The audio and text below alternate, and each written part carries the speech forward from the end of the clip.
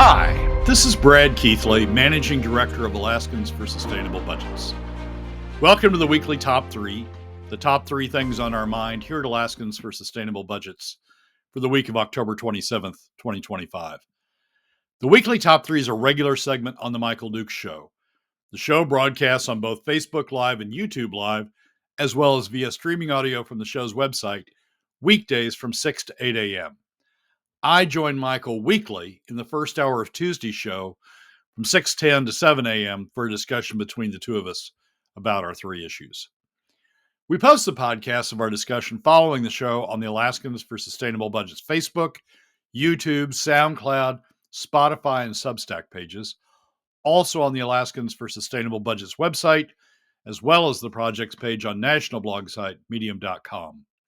You can find past episodes of the weekly Top 3 also at the same locations. Keep in mind that in addition to these podcasts, during the week, you can also follow and participate in the discussion with us of these and other issues affecting Alaska's fiscal and economic condition by following us on the Alaskans for Sustainable Budgets Facebook page and through our posts on Twitter. This week, our top 3 issues are these. First, we explain why legislators should ask those pushing for more spending to clarify at the same time how it should be paid for. Second, we explain why one of the most prominent champions of PFD cuts is the very definition of hypocrisy. And third, we discuss why, after taking some odd turns, MustRead Alaska's John Faulkner seems to be coming to the right conclusion on the ill-fated proposal to combine the 2 permanent fund accounts into one. And now, let's join Michael. Well, Brad, we got the weekly top 3, so let's dive right into it. I know you have a lot to say about a lot of stuff, so let's get down to the nitty gritty here and get started with this week, which is how legislators should be asking those who push for more spending to say exactly how they're supposed to pay for it. Let's get started. Michael, when back in 2013, when I started talking about spending cuts and the need for spending cuts as a way of balancing the budget, because you could see from the forecast, even the rosy forecast back then, you could see from the forecast that we weren't growing revenues at the rate we were growing spending, and that we were going to hit the wall at some point. And I started talking about spending cuts. And I recall one of the first public sessions when I talked about that, the pushback was, well, where would you cut spending? And it was a good question, but also sort of a trick question, because what it was intended to do was to activate those constituencies that would oppose spending cuts in that area to start pushing back. And start saying, well, we can't do spending cuts in this area without, of course, them giving an alternative area to do spending cuts. They just oppose spending cuts in their area, and it was a pretty effective tool back then, and it's continued to be a pretty effective tool with respect to the response to spending cuts. Where would you cut spending? And as we've seen, that's not there's not been a good answer to that in the intervening decade. We need to start, in my opinion, and as we've discussed on the show before, we need to start pushing back on those who say they want to increase spending, and ask them sort of the flip side of the same question: where would you increase revenues? Because we don't have enough revenues to pay for even the spending we have now, much less increase spending. And so where would you increase revenues? Or in the alternative, where would you cut spending if they wanted to go down that road? But mostly, where would you increase revenues? As we've gone through the show over the last few weeks, I've seen various articles pop up with the local boroughs and the local assemblies, local cities, municipalities, putting together their legislative wish list for the coming year. And I see, long lists from some, Fairbanks North Star Borough. I see short lists from others. But generally speaking, there's just a broad list of requests for increased spending that are going to come to legislators when they meet with the local bodies before they go down to Juneau. And I think the legislators ought to be prepared to push back in the sense of, okay, we don't have enough money to pay for what we got. You're asking us to increase spending in certain areas. Where would you come up with the revenues? And at least start getting these bodies and other special interests who are going to come to the legislators during the course of the session, at least start getting them to think about that they have to responsibly, when they ask for increased spending, they have to talk about where they would come up with the additional revenues. Right. The other thing that's interesting about looking at all of these or following all of these local bodies and the legislative wish list that they're coming up with is they're all different. I mean, what we found in 2019, when Governor Dunleavy tried to do the spending cuts, the deep spending cuts at the beginning of his administration, what we found was legislators sort of uniformly would say, yeah, you can cut spending, but don't cut spending in this area because this area is important to me. And by the time you added up 60 legislators, you pretty much wiped out any spending cuts, because legislator X would say you can cut spending across the board, but don't cut it in this area. And then the next legislator would say, well, don't cut it in the next area. And then the next legislator would say, don't cut it in the next area. By the time you add all those up. And I was reminded of that when I was reading the Frontiersman, the article on the Mat-Su Borough, their spending, their priorities. And this is Tim Bradner's summation of it. The final list for state funding was adopted in Borough Resolution RS 25072. A key priority for the Mat-Su is for the legislature to fully fund the state's share of school bond debt reimbursement. The borough is carrying a heavy load of debt from construction of schools, all of which, by the way, occurred with a footnote in the bonding that said the state may or may not fund this. But the borough is carrying a heavy load of debt from construction of schools, and while the state has promised to pick up a significant share of the annual school bond payments, this isn't legally guaranteed. No shit. And so you find this is the Mat-Su Borough. You find something different from the Fairbanks North Star Borough. You find something different from the Fairbanks Assembly. You find something different from Homer, Kenai, all over the place, Juneau. They all have something different. And so it reminds you, as you go through these, it reminds you that while generally people will say, yeah, spending cuts, there is just never a consensus on where the spending cuts should be. But in any event, the pushback, when legislators hear these things, I would encourage them, if they aren't already, and I know some are, but if they aren't already, the pushback should be, okay, fine. Yeah, okay, I got your spending now, where you want to increase spending, but how would you pay for it? What's the area, what's the revenue source you would use to pay for it? And maybe they'll get some good ideas out of that. I recall in the early days, 2013, 2014, there were some decent ideas, particularly about the university system. There were some decent ideas about where to cut spending. So it's past time, but it's time for pushback on this increased spending, not just saying, no, we don't have the money, but where would you come up with the revenue? And I think if it's done effectively, I think it will sober people up to the reality that this isn't free stuff, that you've got to pay for it somehow. And by talking about wanting increased spending, you are on the hook responsibly to talk about where the revenues would come from. Well, and I think you bring up the valid point again, that 2018, 2019, when Dunleavy was pushing to cut the budget, there was always a bunch of budget warriors up there who were like, we're with you, boss. We're with you. We'll cut the thing, except, don't cut that. That's in my backyard. Oh, wait, don't cut that. This is don't tax him, or don't tax him, don't tax me, tax the man behind the tree kind of thing. It's always somebody else that has to pick up the bill.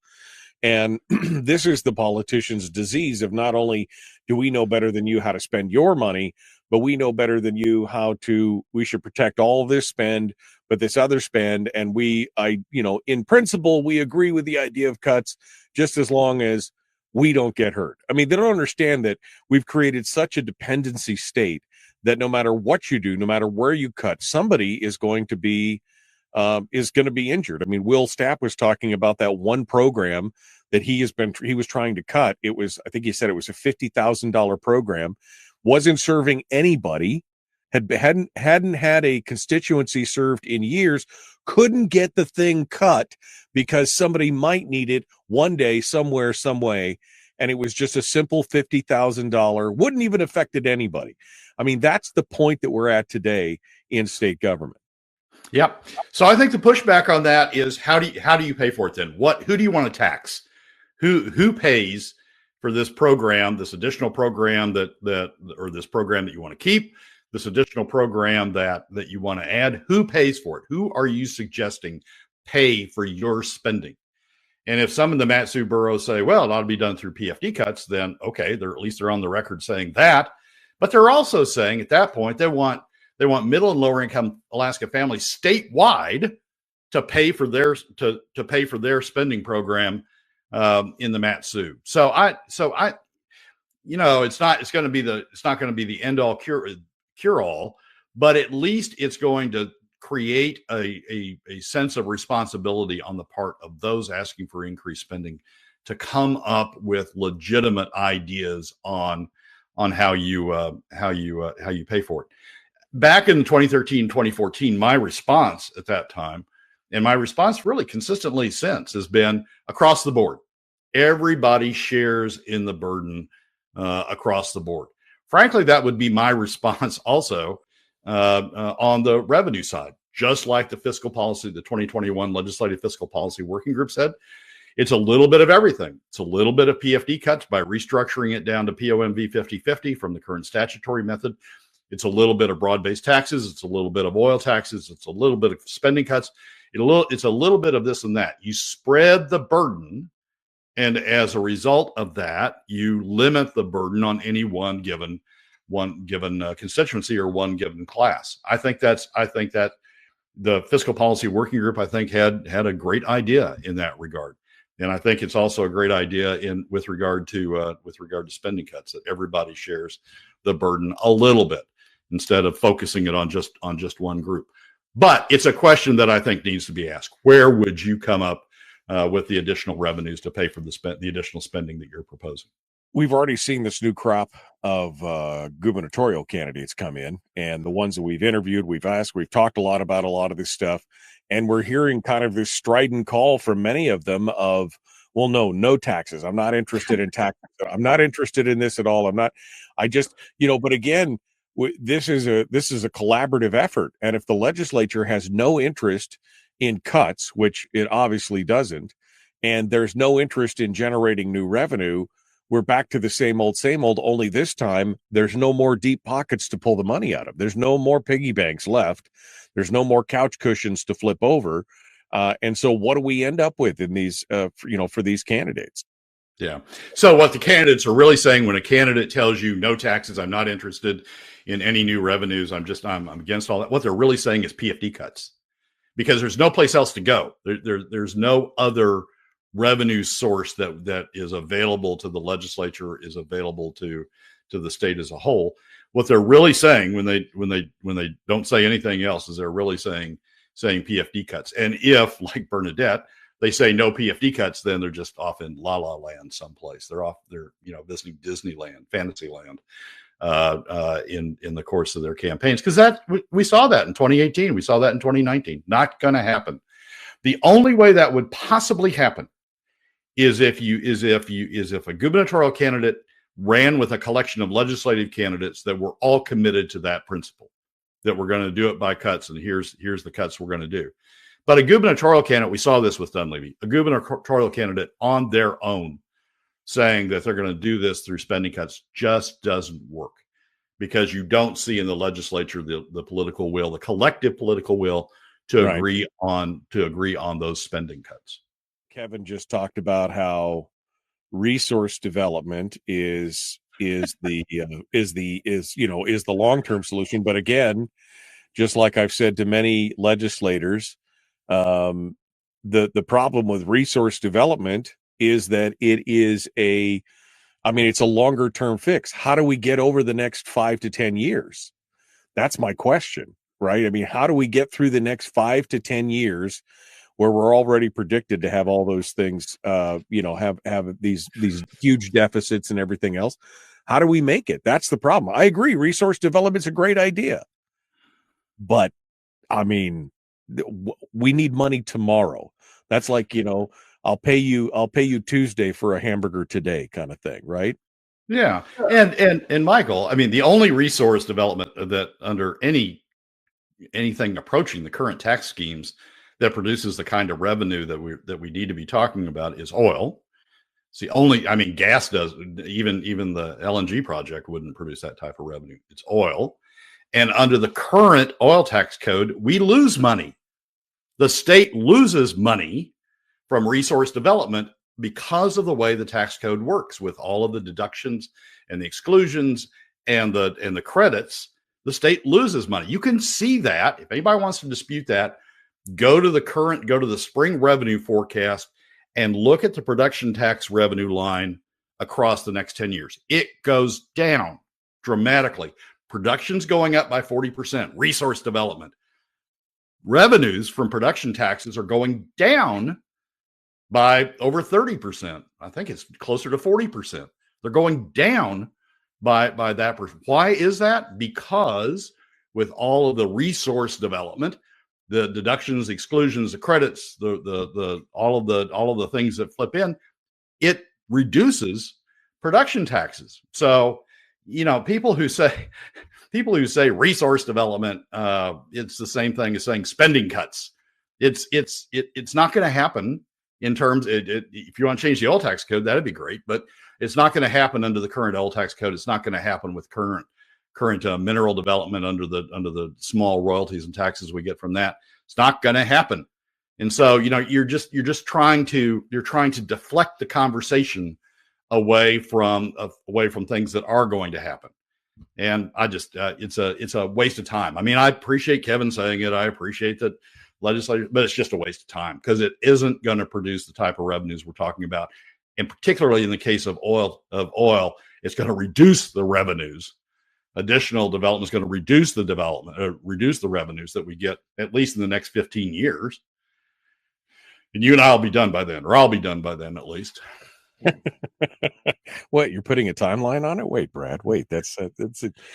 But it is, I had a lot of conversations this last weekend with people who were asking the question, how do we get out of this? How are we going to, pull out of this tailspin that we can see, where the state is going? How do we do it? And the bottom line is that it's going to hurt one way or the other. You're either going to have to cut or you're going to have to create new revenues. And we're the ones that are going to end up paying the bill one way or the other. And that's kind of where we're at right now. Yeah.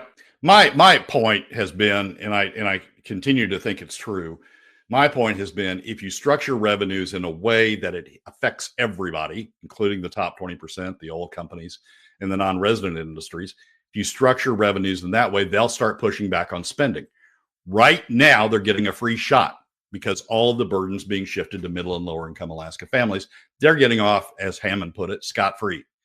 If you shift the burden so that they have to pay, so that as spending goes up, the oil companies have to pay more, the top 20% have to pay, non-resident industries, tourism, fishing, and oil, they have to pay more. If you shift the burden so that as spending go up, they have to pay, they will start using their lobbyists to push back on spending. But right now they don't. Right now they get a free shot. No. And Kevin just said something about long-term planning. I agree. Like I said, I think resource development is great for long-term planning, but we have to have a short-term plan to get us out of where we're at right now. And that's part of the problem. We are ready to go. Jumping into it with number 2, Brad Keithley, Alaskans for Sustainable Budgets, the weekly top 3. You can find him at ak4sb.com is his website. Of course, he writes a column for the Alaska Landmine every week, the Chart of the Week column. You can go out and see that there. And he loves to argue with you on Twitter and X and Facebook. So go out there and do all those. You can argue with him everywhere you want to go. So, Brad, number 2 of the weekly top 3, you want to talk about the very definition of irony. Hit me with it. Yeah, it actually may be hypocrisy, as I thought through this morning, which issy it is. So, you know how your eyes will roll back in your head when you read something and you just go, oh yeah, God, this is just so stupid. Well, I think my eyes did a 360 yesterday when I was reading the letters to the editor in the ADN to prepare for today's program. There's a letter in there from Representative Andy Josephson. And this is the headline: "A nation of laws with checks and balances." And in the letter, Josephson criticizes, the current the Trump administration for being lawless and for not having checks and balances, and for Congress, rolling over, the usual stuff that we're hearing these days, for Congress rolling over and not acting as a check on the administration. And so, basically the theme is we are now a lawless nation with no checks and balances. And I sat there for a moment and I sat there, and Andy Josephson, he's one of the biggest advocates for using PFD cuts, right? Non-statutory, violate the statute, contrary to statute, PFD cuts, non-lawful, non-law PFD cuts. One of the biggest advocates for that. And also, what PFD cuts do are avoid checks and balances, because the governor, unlike on the spending side, where the governor can veto spending cuts increased spending, can veto increased spending. On the PFD side, the governor has no balance. The governor has no check on the legislature's decision to reduce PFDs. I mean, the governor can't increase the PFD, the allocation of the PFD when the bill comes to him. The only choice is to veto the entire appropriation bill and send it back and say, I'm not going to pass it. I'm not going to approve it until you increase the PFD. And that's never happened. And Dunleavy has reasons why he's never done it. And so there's no check on the legislature's unchecked, I guess to use the word twice, the legislature's unchecked decision on how to set on the level at which to set PFDs. The governor has no role in it because of the way the bill comes to him. So when we're talking about lawlessness, when we're talking about not following the laws, and when we're talking about a system without checks and balances, a step that one political body can take without checks and balances from the other, we're talking the PFD is the poster child for that. The law says you will do one thing. The legislature hasn't done it since 2017. The checks and balances of the governor stepping in and reversing what the legislature's done or modifying what the legislature's done hasn't been there since 2017 because of the way the legislature does it. So the very thing that Josephson's complaining about at the federal level is the very thing he's doing. He and other legislators are doing at the state level. They are acting in a manner that contrary to statutes, and they're acting in a manner that has no checks. They're setting it up in a way that has no checks and balances on the decisions they're making. To me, respect for law, respect for process, respect for checks and balances begins at home, right?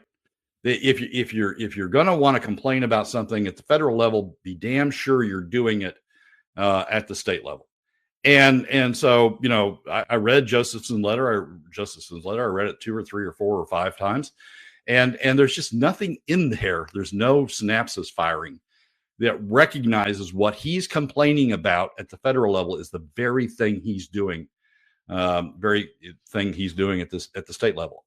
I've got to say, he has no credibility with me on these issues when he's talking about these issues at the federal level, because he's not doing it at the state level. He was co-chair of House Finance. He was chair of the House of the operating budget, bringing the operating budget forward to House Finance. He was on the conference committee that addressed the budget, and in none of those did he respect the law that's on the books with respect to the PFD, and in none of those did he set it up in a way that the governor could effectively have a check and balance on what the legislature was doing with the PFD. So those at the state level, and Andy just happened to catch my attention yesterday, but there have been others. Those at the state level, at the state representative level, state legislator level, who are complaining about what's going on at the federal level in terms of lawlessness and in terms of absence of checks and balances, they better check themselves, right, their own positions at home with respect to what they're doing, because they are doing the very, very same thing at home that they're complaining about at the federal level. And frankly, guys, you have no credibility when you complain about it at the federal level if you're not living up to it at the state level. But wait, Brad, this is different. I mean, they know better than us how that money should be spent in this case, and so they should be. That's how it is. I mean, again, you'll never get them to admit that what they're doing is wrong in any way. It's always for the common good. It's always for the betterment of the state, or it's always, well, we've got this, we've got this other we're following the other statute. I mean, this whole thing is just crazy. I mean, but again, for those of you who don't know, they could have changed the law in 2017 when this first came about and it started being a conflict. They could have changed it, but they refuse to do it because they know it's a political hot potato and they don't want to dive into that. It's worse than that, Michael. When they passed the POMV statute, up until the final days, the POMV statute did have a provision changing the PFD. It did have essentially subjugating the PFD to the POMV draw, creating this leftover PFD that they're now operating under. They had that in the statute. They couldn't pass it. They couldn't pass the statute with that provision in it. So they took it out and then passed the POMV statute, and then immediately turned around and started claiming there was an ambiguity in it. There wasn't. It was clear what they were trying to do in the days leading up to the final passage of the POMV statute. It was clear they couldn't pass it. They took it out, they passed it, and left the existing PFD statute in there.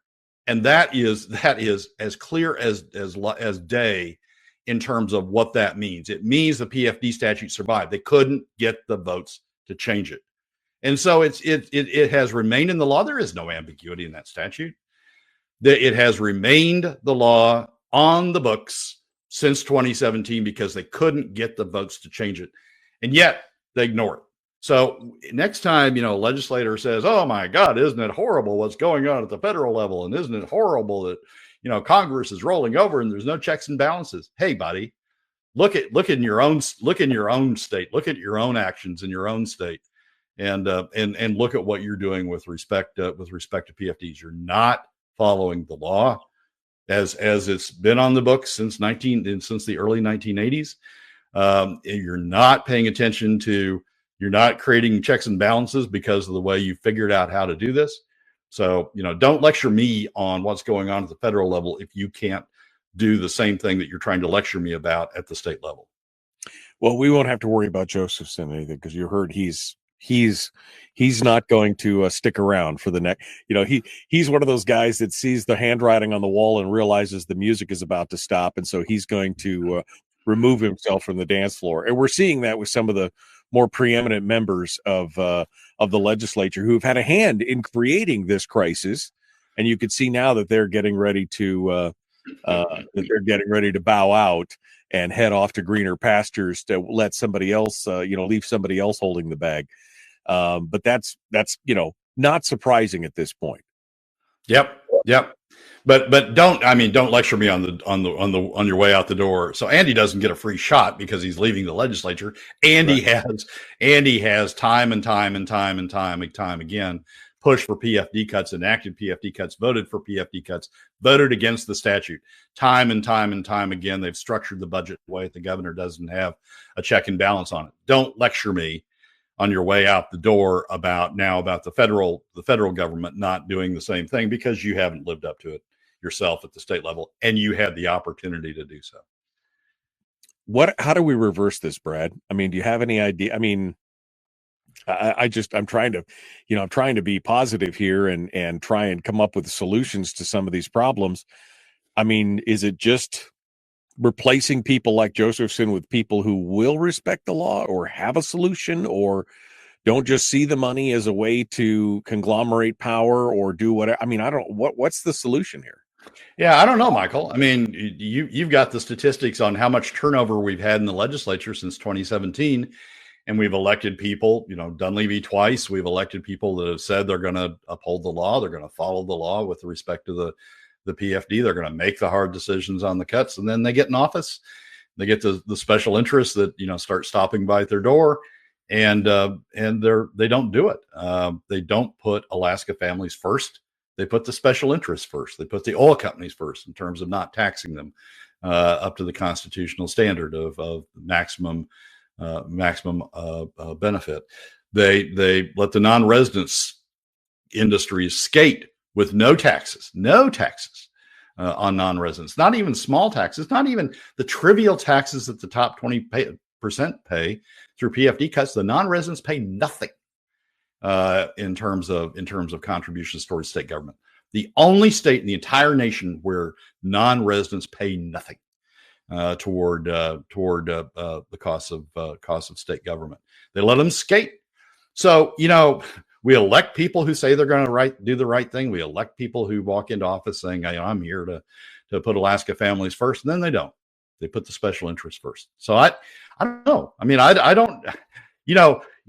Every 2 years, you sort of want it to change, and you sort of elect people who you think are going to change, you think are going to change it, who have the best shot at changing it, but then they go to office and they don't. So I'm a little I don't know. I'm a little skeptical about whether that does it. We have to. I mean, what we had in 2021, to go back to that again, what we had in 2021 is a recognition that we had to solve the problem, and we set up the legislature set up the fiscal policy working group to solve that problem. Sort of like to me, that was sort of like the equivalent of the old BRICS, right? The old base realignment, whatever the heck it was, that Congress set up at one point when we were spending too much on defense and we had too many military bases. Congress set up a commission that said, these are the changes we need to make, and Congress endorsed them. And we got military spending under control. We got the reduction in the military bases. We found a way to do it. That's what the 2021 Legislative Policy Working Group was. To me, it was the BRIC Commission for dealing with the state fiscal policy. And they came up with very solid recommendations. Came back to the legislature, and Adam Wool, who was on finance at the time, and others said, no, we're not going to do that. Yeah, I know we set up this commission. I know we set up this fiscal policy working group. I know we empowered it to come up with recommendations. And by God, somehow they did, but we're not going to pay attention to that. And so, you sort of, at that point, you sort of lose faith. So the only way this is going to happen is having the fiscal policy working group, another edition of the fiscal policy working group. And then when it comes back to the legislature adopting it. People making the hard choices, people making the hard recommendations, and coming back to the legislature and the legislature adopting. Brian said, and this is you're such a downer, Brian.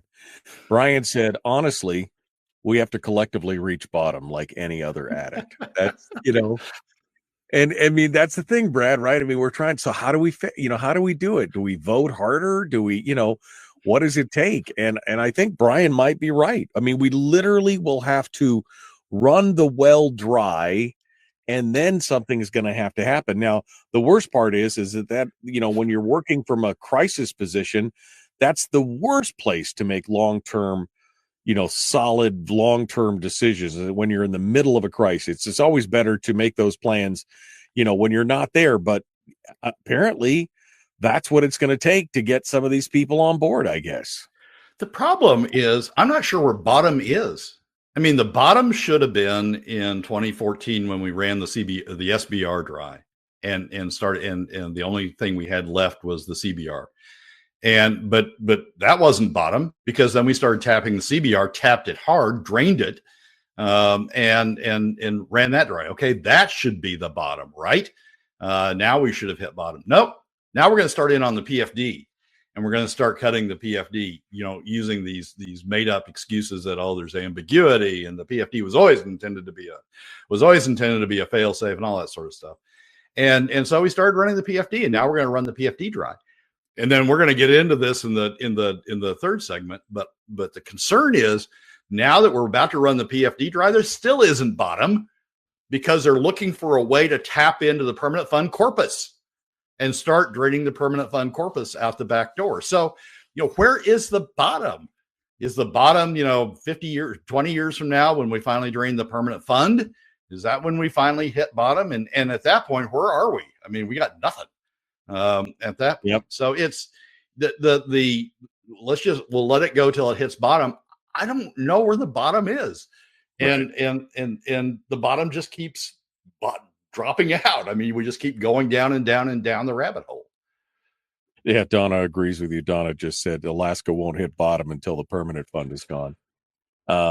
And that's part of the problem. I mean, and they'll never acknowledge that they're, again, going back to the addict analogy, you'll never acknowledge that there's a problem until you hit rock bottom. And yet we have a lot of rock bottom left to go.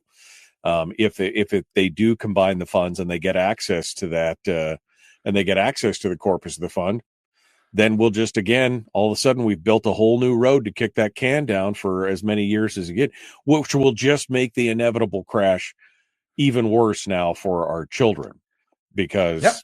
I mean, then they'll have nothing. There'll be nothing to fall back on. There will be no more revenue generator in the background cranking out money. It will be all on the backs of Alaskans directly from then on. The 5 Alaskans that remain at that point. I mean, Yeah. You talk about out migration, with no cushion, with having to make dramatic cuts to government at that point because we built it up to this huge level, and with no cushion sitting behind you, no SBR, no CBR, no even permanent fund earnings, and no and the corpus gone. Who will stay? I mean, it will be a crashing nightmare at that point. Yet, that's what we're doing. You can see it with draining the SBR, see it with draining the CBR, seeing with the effort to drain the permanent fund dividend. You can just see it coming. But it's everybody's in it for themselves, right? I got to get this done today. This is today. I don't care about tomorrow. This is today. I got to do it today. And that's the mentality that we're sliding rapidly into the abyss on. Yeah, it's a crying shame. I mean, it's a crisis at this point. And yet nobody really wants to dive into it and talk about it. I just let's see where. Yeah, Kevin just said we're 80 billion from the bottom. That's where we are. We're 80 plus billion from the bottom. Junkies are relentless. Was the other comment from Brian as well. And I know Tim says that hey, it wasn't true. Out of state pay bed taxes, but again, we're not talking about visitors. We're not talking about. And by the way, that all goes to the local economies. It doesn't do anything for the state economy. But I mean, we're not talking about visitors and tourists. We're talking about people who work inside the state but live somewhere else. That's what we're talking about, which is, I mean, there's hundreds of thousands of dollars that's going out of state every year because of that. 40 seconds, Brad. Yeah, and I'll say visitors ought to contribute also, like they do in 49 of the other 49 states. But it is that you're exactly right. That doesn't go to the state, and what we're talking about is state revenues and state spending. Yeah, no, it's a challenge, and I just didn't want people to misunderstand. You're talking specifically about out-of-state workers, not visitors. Okay, Brad Keithley, Alaskans for Sustainable Budgets. Again, you can find him at ak4sb.com. The weekly top 3, the big 3 things that he thinks we should be looking at. Number 3 has to do with this series that John Faulkner has been putting out in MustRead Alaska, talking about the permanent fund. And Brad's had some issues with over the last couple articles on this, just taking some umbrage with some of the things in there. But he's finally found something that he can agree with John Faulkner on. Brad, what's this? It's like John took the high road and I took the low road, or maybe it's the reverse, whatever. But we're all getting to the same place, thank God. Right. Edition 3 or third piece of his series gets us to the same place. The third, for those who haven't focused on this yet, one of the big issues in the next next session, is going to be whether or not the legislature adopts the constitutional amendment that would merge the two accounts of the permanent fund into a single account. And John calls it by its name, what some call it, the 49 Forward Plan.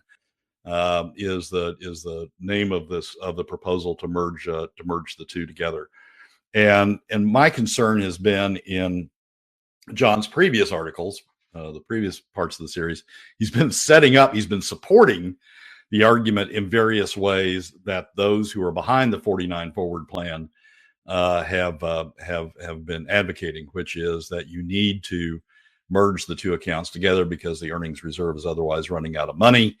That's because we're using cash to pay inflation proofing or to contribute toward inflation proofing when we don't have to, when we can use the non-cash earnings of the appreciated assets of the permanent fund to pay for inflation proofing.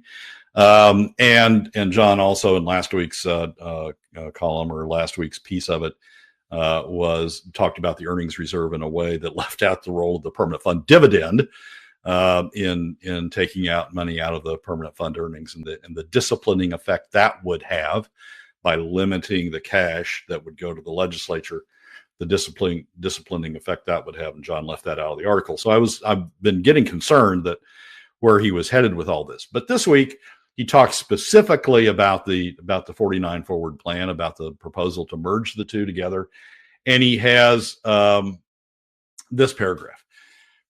These two paragraphs. Presently, the corpus of the fund is untouchable. The earnings reserve account collects and holds all investment income from which the legislature draws under the percent of market value formula. The state now relies on these draws for over half of UGF revenues. The CBR still exists and acts as an emergency fund that requires the 3/4 vote majority to tap. This structure has served Alaskans well for 25 years. Lawmakers can drain the ERA in a crisis, even tap the CBR, but cannot touch the corpus. Fund managers now separate non-expendable principal from earnings, thus supporting the firewall. Merge the accounts, adopt the 49 Forward Plan, bring the two accounts together, and this legal firewall vanishes. And with that, with the legal firewall between the earnings reserve and the permanent fund corpus vanishing, you create a situation in which the legislature can start drawing down the corpus of the permanent fund. Those who advocate the 49 Forward Plan say, oh, that will never happen because we have a 5% cap on the POMV draw. And so that will protect the fund. Statutory cap. Oh. Some are even willing to put in the Constitution. That will protect the fund from being drained down. The problem is the Permanent Fund Corporation has not, for several years out of the last several years, does not consistently earn enough to replace a 5% POMV draw. Between inflation and the low earnings they've been achieving, they are earning less on the permanent fund than 5% real. And so when you start draining at a 5% POMV rate, you are actually, and the permanent fund isn't earning enough to replace the 5%, you are actually starting into the corpus, what's now the corpus, and starting to drain the corpus out. And so the protection that those who walk around saying that they're in favor of this plan, the protection that those claim is there, that they claim is there, isn't there. It depends on what the Permanent Fund Corporation is doing. And the Permanent Fund Corporation, as we've talked a lot in previous shows, isn't earning enough on a consistent basis to fund that 5%. So you're just setting up a situation in which the draining can occur. I'm also concerned, frankly, that once you set up this system, once you merge the two accounts, once you take away the firewall, even if you put the 5% in the Constitution, that can be changed by additional actions as we go along, by additional constitutional amendments as we go along. 5%, well, that's really not enough. Let's go to 5.5%. That's really not enough. Let's go to 6%. Well, we really need 7% to cover the kind of spending that you want out there. And you can just see that incrementally over time, you increase the gap between what the permanent fund corporation's earning and what's being drained out of the POMB, and the corpus is going farther and farther and farther down. The genius, true genius, behind the original permanent fund corporation, the original permanent fund amendment, was this separation into two accounts. That the corpus was permanent, inviolate, protected, can never touch it, right, under any circumstances. And so all you could spend is out of the earnings reserve, and you could only spend what was in the earnings reserve. You couldn't spend any more than that. So if you drain the earnings reserve, too bad, you're done. That's the genius of the original permanent fund. We shouldn't be changing it. And finally, John Faulkner and I are on the same wavelength with respect to that key provision that's going to be a big issue in the next legislature. And can't you see the handwriting on the wall already? If they get this plan where they combine the funds, and even if they enshrine the draw amount in the Constitution, can't you see them coming back in a few years and saying, well, 5 is just not enough. We need 5.5. Otherwise, we're going to have to tax you. They found the magic button. We're going to have to tax you. So have to vote for this to do it. And again, in the short-sightedness of what Alaskans are showing me right now, that's what'll happen, and it'll go from 5 to 5.5 to 6 to 6.5, and then in a few short years, then it'll all be gone, and then our kids will be left with nothing, absolutely nothing. Yeah. So the way to deal with that, I mean, because we can see it right now at 5%, we can already see that that you're drawing more than the permanent fund corporation is replacing. The way to deal with that is just never to start down that road. Always keep the permanent fund corporation, the permanent fund corpus in a box, inviolate, can't get at it. Nothing you can do can break into it. Keep that in a box and keep the spending to the earnings reserve account. And if the legislature is going to drain the earnings reserve account, maybe that will finally be the discipline that will stop them spending more, or finally be the discipline that says, hey, we're going to need to find alternative revenues that, now we've drained the CBR, the SBR, and the permanent fund dividend. We're going to need to find alternative revenues that will hit the top 20% oil companies and the non-resident industries, and they'll finally push back on spending. But breaking that discipline, letting them have this side door, this back door into the permanent fund corporation, is just a recipe for disaster. And John and I are on the same page with respect to that. Brad, final thoughts, just over a minute now. The final thoughts, Michael, is we need to get back to where we were in 2021 with the establishment of a fiscal policy working group. And then we need the legislature to adopt it, just like Congress did with the BRIC commissions. We need the legislature to adopt it. They have to act. I mean, they had a blueprint. They had it laid out. I mean, it was left and right, both sides. I mean, everybody ate a little bit of crow on that whole thing, and they had a plan, and yet they refused to enact it. And here we are 4 years later, still struggling with the same thing. I mean, this is so painful, man. This is so painful. I had conversations with several legislators this weekend, and because I'm like, how are we going to fix this? And they just, I don't know. I just don't know. And that's the problem, is that, they're all isolated insular islands unto themselves, and they can't all come together and get it fixed. And that is just painful to watch. It's like we're watching the slow motion train wreck of what the state is going to do. And I don't know what the answer is at this point, Brad. Yeah, well, my theme for a while, at least, is going to be go back to 2021, reset the fiscal policy working group, have them come up with the recommendations, and then just like the BRICS vote in the what was that, 1980s, 1990s? I'm dating myself now, but just like the BRICS votes, have the legislature adopt it. We're not going to get it done otherwise. If everybody's out for their own self-interest, if every legislator is out for their own self-interest, we're not going to get it done, because everybody's got, something they got to protect. Even the Republicans, Julie Colomb comes to mind immediately about her child care proposals. Even the Republicans, everybody has something that they want to protect. And as long as we allow that diffusion and allow each of them to, have something they want to protect, just like back in the 1980s, if we would have let, everybody defend their own military base. Oh no, you can't close that, right? Because that's in my district. As long as we're in that, we're not going to get it done, because everybody's going to vote their own self-interest, their own special interest, and we'll never get it done. So 2021 was a genius point in the sense of setting up that committee, was a genius point in the sense of them coming together on a set of recommendations. The failure was not in the working group. The failure was in the failure of the legislature to follow through, right, and adopt it. Yeah, the BRAC, the Base Realignment and Closure Committee. That's what the BRAC was. Yeah, but I mean, BRICS is something else. Then, yeah, BRICS is the exit, right? BRICS that's Brazil, Russia, India, and China. That's the BRICS. Okay, yeah. But I mean, you're right. I mean, it's a perfect thing. It was in the 90s there, and I remember that whole time was definitely a thing. And no, not Frank. 40% of our state budget does not come from non-residents. I mean, there's no, it's not even fractional coming from non-residents. I don't know where you're getting your numbers, but that ain't right. You may be talking about oil taxes. I mean, but that's not even 40% anymore. So I don't know. Yeah.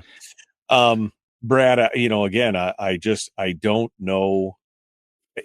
Again, maybe it has to hit the bottom, but you're making a valid point when you say hitting, because I kept thinking that maybe that's, once the PFD's gone, maybe we'll wake up, is what I keep thinking. And then I realized that's why they're pushing so hard on this one account thing, because then if they get access to that, the gravy train doesn't have to stop. They don't have to be the bad guys and make the hard calls, because then they can just, leave it to there, and it'll just keep going. And you're exactly right, Michael. The subsequent elections, the subsequent amendments on amending 5 to 5.5 to 5.75 to 6, those are all about taxes. Do you want taxes, or do you want just changes a little bit, just to 5.5, not too much, just a little bit? And those votes will go as you anticipate them. They'll be passed each time. And then ultimately, somebody will get tired of doing those and will say, oh, let's just set it by statute. And then we're done. Then we're completely done at that point. So it's, don't think that we're gonna cure this when we hit bottom, because there is no bottom for a long time, until the state is completely, totally, absolutely wrecked by draining the permanent fund. We need to stop it before we head toward the bottom. And I don't know how. Yeah, and again, I don't know how we get there from here. All right, Brad. Final thoughts here as we get ready. Oh, he was talking about it coming from federal dollars. 40% from federal dollars, and federal dollars come from non-residents. Okay, well, that's not what we're talking about. But okay, all right. Twist it in the way you want to twist it. Final thoughts here, Brad. I got about a minute. Oh, what I'm writing this week's column on, how about that? What I'm writing this week's column on is looking at the impact by PFD cuts by House district, by legislative district. And it's an eye-opener. I've been deep into the census data over the weekend, and I put together the numbers, and it's going to be a big eye-opener about what the impact is by House district. And you're going to really wonder about why the Bush caucus is pushing for PFD cuts after you look at these numbers. But that's going to be the Friday column this week. You must be really fun at parties.